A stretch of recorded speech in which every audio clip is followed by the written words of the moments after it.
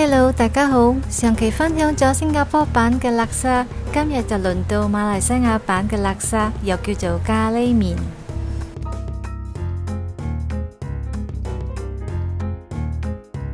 我會先去熬湯底，準備100g 洗乾淨咗嘅公魚仔，同埋處理好咗嘅蝦同埋撈起咗嘅蝦殼。準備一個熱鑊，放落3湯匙嘅油。放入公魚仔，煎到佢變金黃色。如果覺得唔夠油，可以加多1湯匙，然後再放蝦殼落去，繼續炒香佢。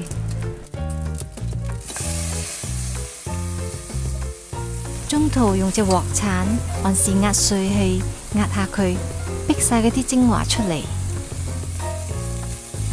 炒到你聞到啲香氣散發出嚟。落埋800ml 嘅水，中細火煲佢1個半鐘，俾個湯慢慢熬。而家就去準備其他材料。呢兩種叻沙其實有好多相同嘅材料，例如呢批50g 嘅乾葱頭、3啟嘅蒜頭、3種薑，分別有35g 嘅南薑、15g 嘅黃薑同埋8g 嘅老薑。薑嘅比例會係5:2:1。4條香茅、3條紅辣椒同埋30g 浸軟咗嘅乾辣椒、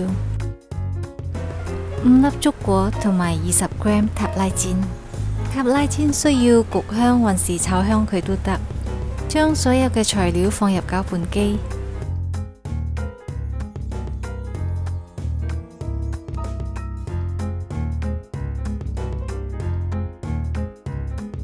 再落埋1茶匙嘅芫茜粉同埋少少嘅油，將佢打碎。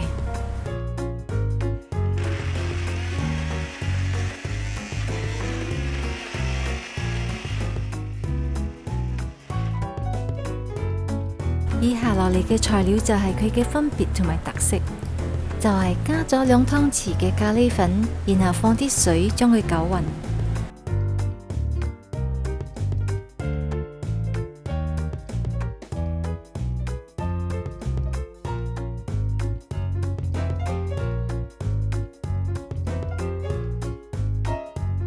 仲有就係洗乾淨隻雞髀，斬開佢，然後放少少鹽同埋糖，醃佢至少都半個鐘。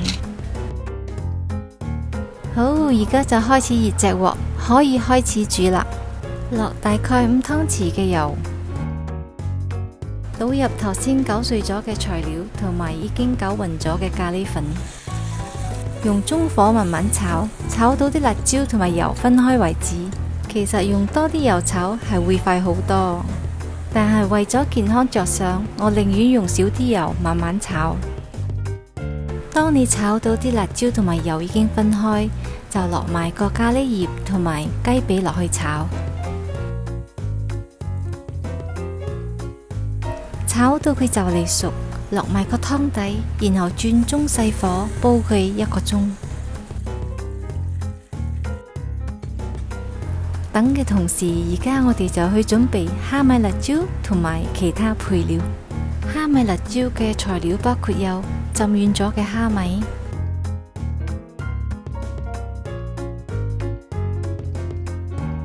辣椒、乾辣椒、乾葱頭、蒜頭同埋少少嘅塔拉煎，分別放入攪拌機，然後將佢打碎。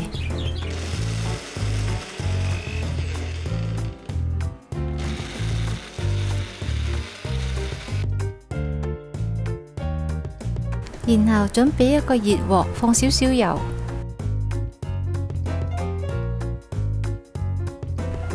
先爆香隻蝦米，然後將佢撈起。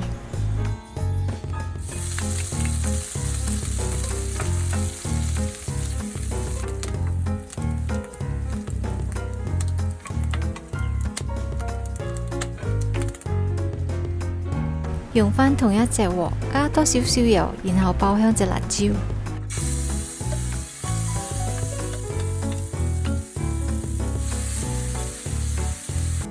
當你睇到辣椒同埋油已經分開，落埋個蝦米落去，放適量嘅鹽同埋糖，炒多2-3分鐘就 OK 噶啦。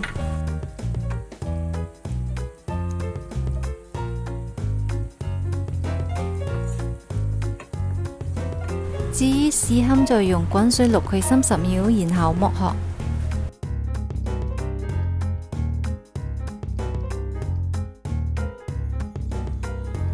煮咗45分鐘過後，我哋就落埋個豆卜，再煮多15分鐘，俾啲豆卜索晒啲咖喱汁味。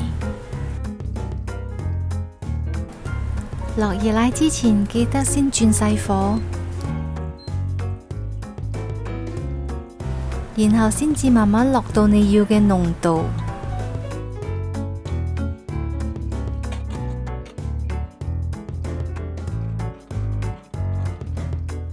最後落埋個鹽同埋少少糖調下味，再滾多10分鐘就完成㗎啦。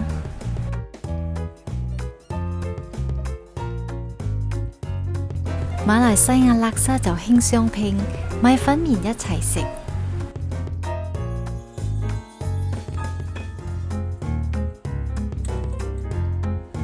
因為淨食麵又好滯，淨食米粉又冇乜嚼頭，兩個夾埋嘅話，個口感就好 balance。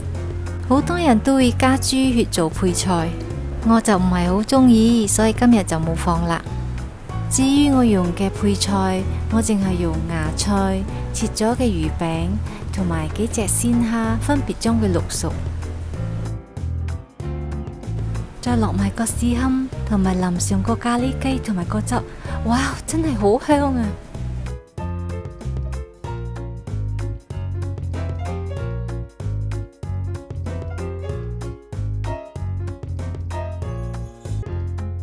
如果鍾意食辣嘅話，再加埋個蝦米辣椒，簡直就絕配。睇完上期新加坡版同埋今期嘅馬來西亞版，你哋鍾意邊款啊？喺底下留言俾我哋知啦。咁我們就下期再見，拜拜。